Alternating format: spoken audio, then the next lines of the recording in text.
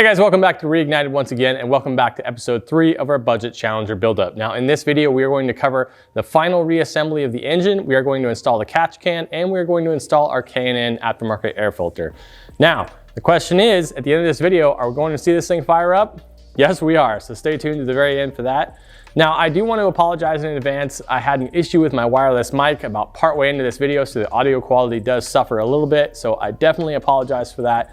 We'll correct that for this next episode. But anyway, thank you guys so much for watching. I've included the chapters down below if you want to skip forward to any part in the video. Let's get into it. Now, if you haven't already done so, now would be a great time to run a tap or a thread chaser through all of your cylinder head mounting points for the intake manifolds. A lot of times these can get really gummed up with just all the garbage that falls on them throughout time or the Loctite that's in there. So go ahead and just run a tap through them real quick. One thing you do want to be careful for is you don't want to lose the tap right down one of these intake ports. So be very careful doing it, but I highly recommend doing that because these bolts are very long and very thin. And if you put too much pressure on, you can't actually snap them off in the cylinder head. And then you're in for a very bad day. So a lot easier just to clean up the threads now.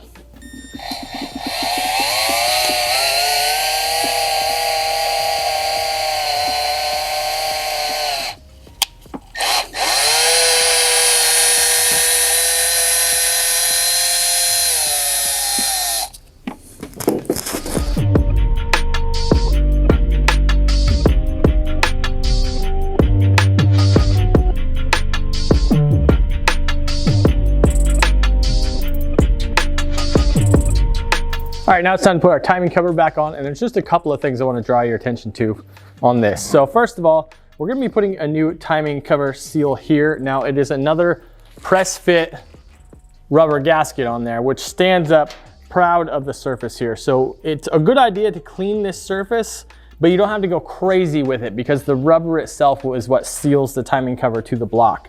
Now, the other thing is, this would also be a really good time to change out the front crank seal if that is something that you are wanting to do on your own vehicle. In this case, I'm not having any signs of any failures.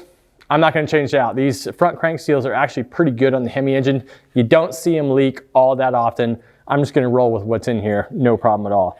Now, last thing I want to mention here is down here at the bottom of the timing cover plate. This is where the oil pan meets up with the block here. You'll notice that there is some silicone residue here, and that's because on the block surface itself, where it transitions from the iron of the block to the aluminum of the front plate, there's always going to be a little bit of silicone. Now what's going to happen is we want to clean this off, get it back down to just the bare aluminum again, and then we are going to replicate that when we reinstall the timing cover. I'll show you in a little bit, but basically we're going to put a little bead of silicone right here at the edge, but we're going to do it on the oil pan gasket itself. We're just going to go just put a little bit of that silicone right there in that corner on each side, and then we're going to install the timing cover.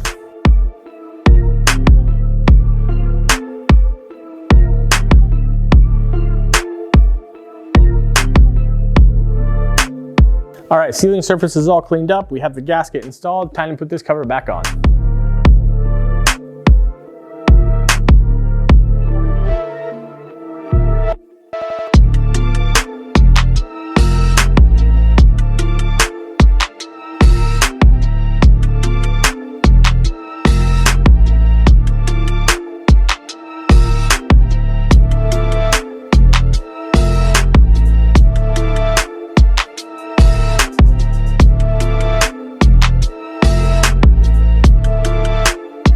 All right, welcome back. While you were away, I just went ahead and continued with some more reassembly.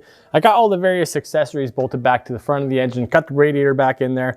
The only thing of note about this entire process is that the crankshaft damper is not keyed. It is simply a press fit. So what you do is you place it on there, use a mallet of some kind. This is a little 3-pound sledge here, and go ahead and tap it on. Obviously, take care not to smack into your radiator, but tap it on, and you can get some pretty good wax on it. So just tap, tap, tap. It in. Just tap it in. Give it a little tappy. Tap, tap, tap-a-roo. Enough to where you can get at least 5 or 6 turns from the crankshaft damper bolt into the end of the crankshaft. If you can only get 1 turn on there, keep tapping on it. Just tap it in. Just tap it in. Until you can get at least 5 or 6 turns. Once you do that, then you can use the bolt at that point to then draw the crankshaft damper fully into place.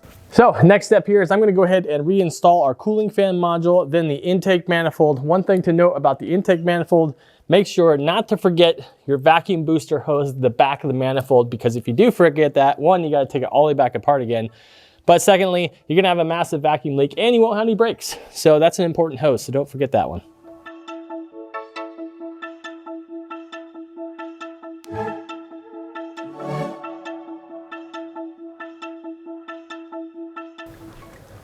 I just installed all new intake manifold gaskets along the bottom edge because at this point, 120,000 miles on it, these gaskets are pretty well done for. They'll be pretty flattened out, so it makes sense to take care of it right now while you got it out.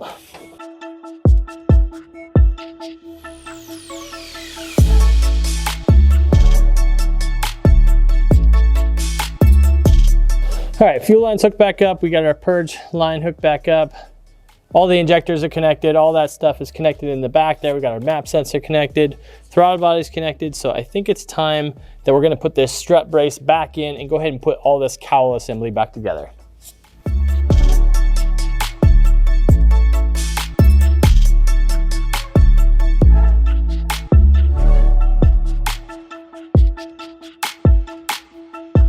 All right, we're back into the vehicle. Now we're gonna continue buttoning up a few things. I went ahead and got the O2 sensors all plugged in there. One thing I wanna make perfectly clear here, on this build, it's all about being a budget build and having bolt-on components. However, even though the SRT headers themselves will bolt directly onto your cylinder heads, they will not fit with your stock mid pipes. You'll have to do either an aftermarket exhaust setup on there, a custom exhaust, or you'll have to just purchase the SRT style mid pipes. If you do that, everything will bolt right on. You'll be okay. In my case, because I really enjoy welding and fabrication, that's kind of a hobby of mine, I actually had a set of the SRT flanges lying around. Don't ask me why. I actually have another set as well. But I had a set of these flanges lying around. So what I did is I went ahead and cut and modified the factory mid pipes to actually work with this new setup. And I'm really happy with the way it came out. Very factory look on it. Now, the SRT pipes, the mid pipes, are a little bit larger in diameter than your factory pipes are. However, the stock pipes are 2.5 inch. I think that's plenty for the power goals that I have for this vehicle. I was more concerned with the headers themselves. They just seem to be a really poor design from the factory. I really want to do an upgrade on the headers, so we've done that. I think these mid pipes are going to flow just fine. So let's go ahead and get them installed.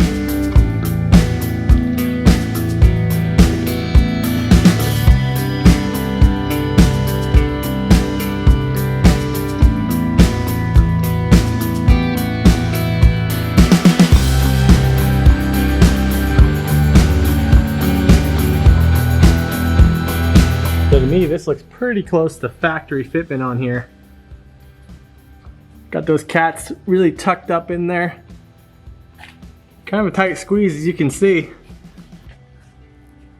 Both sides are pretty much the same. Lined them back. If you look at the front, they tuck up really well. Just hangs down just a touch, but still really close, not bad at all. So really happy with how those came out. If you have a welder or if you have those capabilities yourself, I do recommend that you give it a shot because it's not too bad and I think it came out really nice. All right, we're gonna go ahead and see if we can't get a shot of what I was talking about earlier. I'm gonna pull this drain plug out of here, and the first thing you should see should be orange coolant that should be underneath the oil. So it should be coolant to start and then it should have oil chasing it. We'll see. If only the drain plug wasn't on there, 4,000 foot-pounds. Good morning.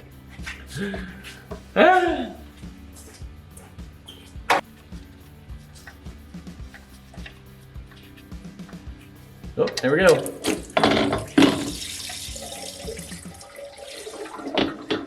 And I completely covered the camera view.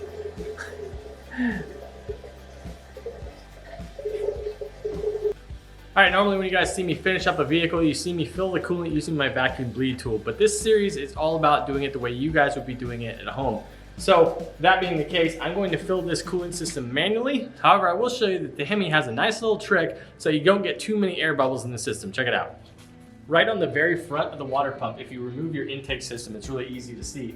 But right on the front of the water pump, there's a little plug there, and it uses a 1/4 Allen key that you undo that plug and start filling the cooling system. And then you just basically fill the cooling system through the overflow bottle until it starts coming out of that plug. Then you reinstall the plug, top off your coolant bottle, and then take it for a drive, let it kind of warm up and then cool back down again. And when you do that, you'll only have to do it like once or maybe possibly twice to get all of the air out of the system. So this little plug on the front really makes it a simpler process.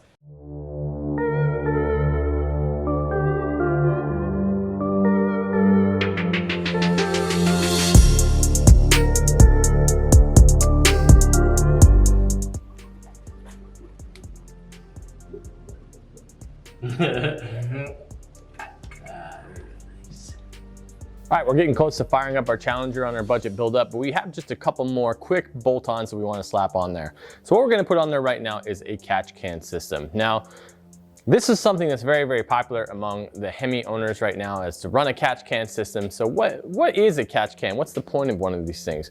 Well, the factory, your vehicle has what's called a PCV system, or a positive crankcase ventilation. What it's doing is taking those crankcase vapors and it's recycling them through the intake manifold itself. It goes through a little valve here, comes out this hose, and then the vapors go back into your engine. So it basically burns those crankcase vapors over again. It's yet another emissions thing. However, a lot of people don't like that because those oil vapors, obviously, as you can imagine, have that oil in them. And so you have carbon inside the intake, mixed with those oil vapors, makes for kind of just an oily goo that gets on your intake runners and stuff like that. A catch can system will help to alleviate that issue by draining the oil particles out of that vapor. So basically, the vapors go in the one side, they go through a little steel wool mesh type thing inside the valve itself, and then the oil will drop down through a baffle into this container here. And then the air itself just goes right back into the intake manifold. Now every, I don't know, month, 2 months, something like that, you take off the bottom of this and pour out any oil that has accumulated in there. So it's just a preventative system to help keep those oil vapors from actually going through the manifold system itself. Now for myself personally, my opinion on it, I don't really think a catch can system is necessary. I don't think it's that big of a deal having it run through, but it is a popular install that people like to do, so we're gonna go ahead and slap one on. First thing you wanna do is take the lock nut that's provided with the kit and spin it right on the end of this stud that sticks out from the top of the timing cover. Just run it on a little ways with your hand. Then you end up spinning the whole entire canister assembly on. You can take to make this a little easier, you can take the canister off the bottom of it. All right, so go ahead and spin it in. At a certain point, it's going to run into the thermostat housing. So go ahead and run it on until just before it hits the thermostat housing and it sits level like this. Then you wanna back the lock nut against it. And then lock it down. And now your catch can is firmly installed. It's not going anywhere. Now we just need to install the hoses. Your oil vapors come out of the intake manifold here. They go into the catch can. They then basically condensate and fall down to the bottom of the canister, and the clear air runs into the intake manifold. So this should avoid any of those issues of getting more oil vapors into the engine. All right, that basically took about 5 minutes to install that. Now the other bolt-on we're going to put on here is a K&N cold air intake. Let's go ahead and go check that out right now.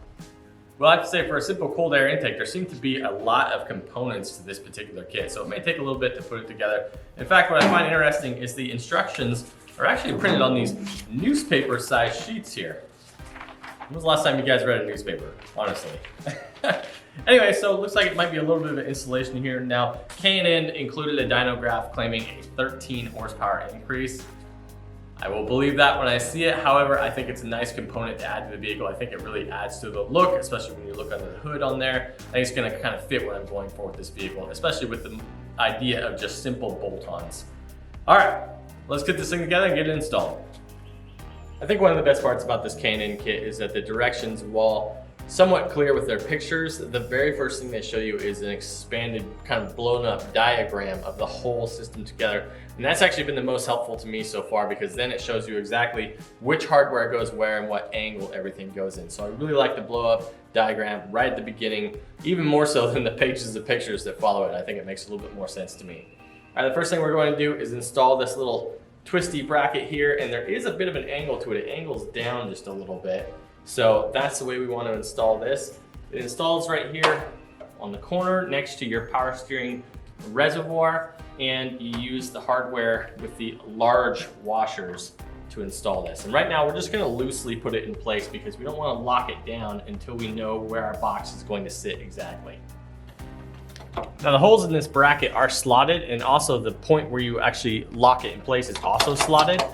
So there is quite a bit of movement here to really fine tune the location of where this thing goes. Like I said, we're just gonna keep it loose for right now.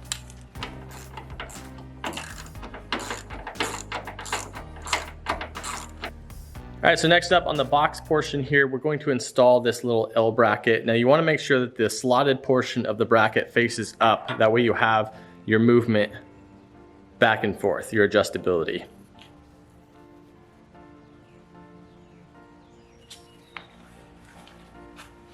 All right, now the kit comes with this weather stripping, or essentially it just kind of isolates the box. So now it's time to install that on the box itself.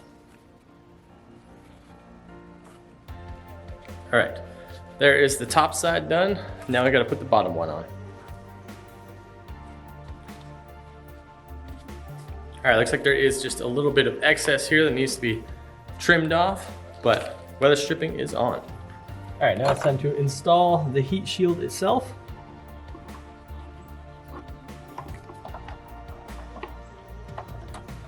All right, next thing we want to install this little Z bracket here, and there is a small spacer that actually goes behind the bolt before it bolts to the cylinder head here. So make sure you don't forget that little spacer. Next up, we have the 90-degree little rubber elbow here that goes on the intake itself. Go ahead and slip your hose clamp on before you put it on. Yeah, slip that on there. Ah, fairly loose fit. All right, well, hope that doesn't come back to bite us, but should be all right. And go ahead and slip your other hose clamp on this end. I'm gonna go ahead and tighten this hose clamp up a little bit. Next up, we're gonna work with the intake tube itself on here. So there's a spot here for a fitting to screw in. On a 5.7, you're going to use this straight fitting. On a 6.4 liter, you'd be using the 90-degree fitting. But it's just a plastic fitting, just threads right in, no problem there. And then this opening here, that's where your intake air temperature sensor is going to go. The kit comes with a supplied grommet, so you'll have to fit that grommet into that hole. It's not that difficult, just kind of push it in. There it is, grommet's in place. So then we go ahead and slip the tube into place. There we go. Get it close. Try to make your mounting point match up on the back so you can kind of spin the tube as necessary to make that work. All right, you want to assemble the filter housing assembly. There's like this large plastic bell mouth housing. It just slips into the back of the filter. You tighten that down with the hose clamp. Then you slip the silicone coupler on the end of that. Tighten that down with the hose clamp. Then the whole thing, put your last hose clamp on there. The whole thing slips into place and slips over the intake tube.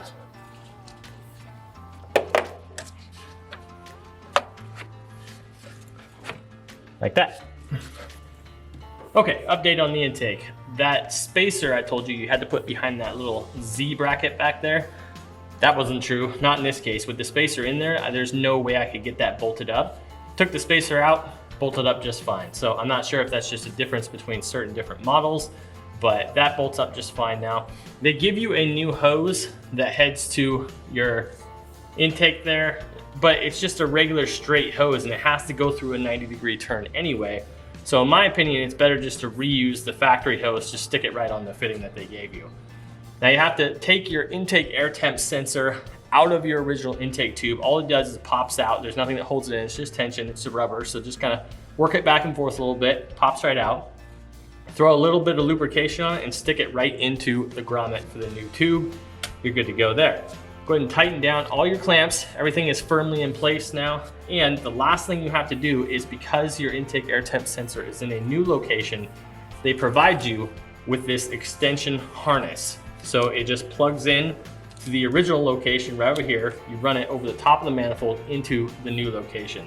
And there it is. Your cold air intake is installed. It looks pretty nice. I'm all right with it.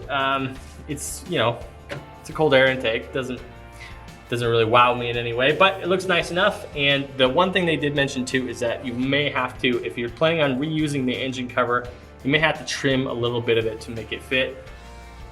I'm not concerned about it because I actually like the Hemi engine better without the cover, but I will provide the cover to the new owner if they want to use that.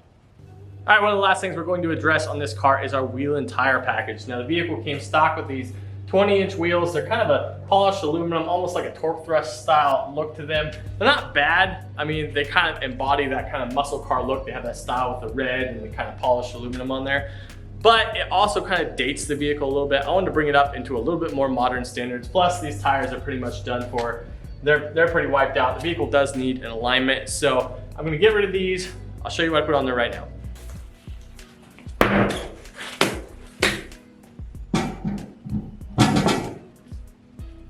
Boom! All right guys, don't hate on me. I know this is the exact same wheel that I used on the Chrysler 300, but you have to admit that this styling on the Challenger is just timeless. I think it's just such a classic look. And I think the black on there, I put some 275 series tires on here, front and rear, so we're square all the way around. I think once this thing's lowered down with that lowered stance it already has, I think it's gonna look absolutely fantastic. Let's get them all bolted on.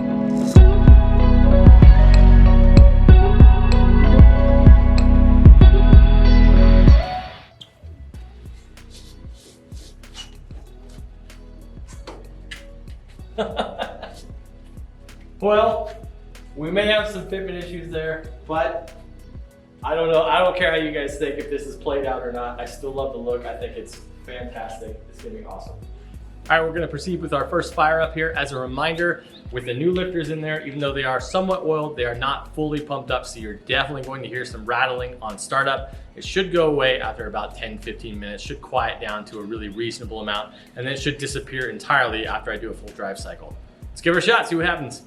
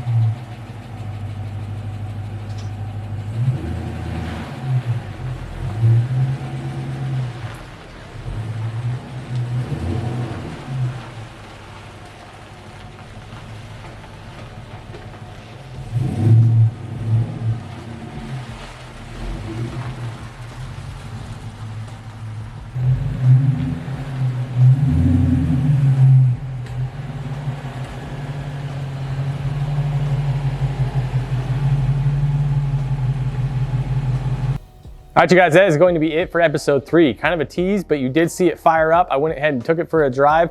You heard when I came back, the lifter noise had quieted down significantly. It is gone now. The thing actually drives really nicely. The drivability with the 6.4 cam, even the stock 5.7 tune, is very good, much better than I expected it to be.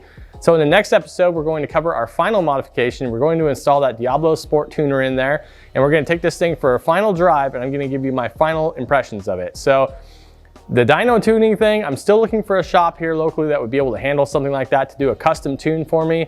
But for now, episode 4 will be the last episode you see on the Challenger. Thanks for watching, you guys. We'll see you next time on Reignited.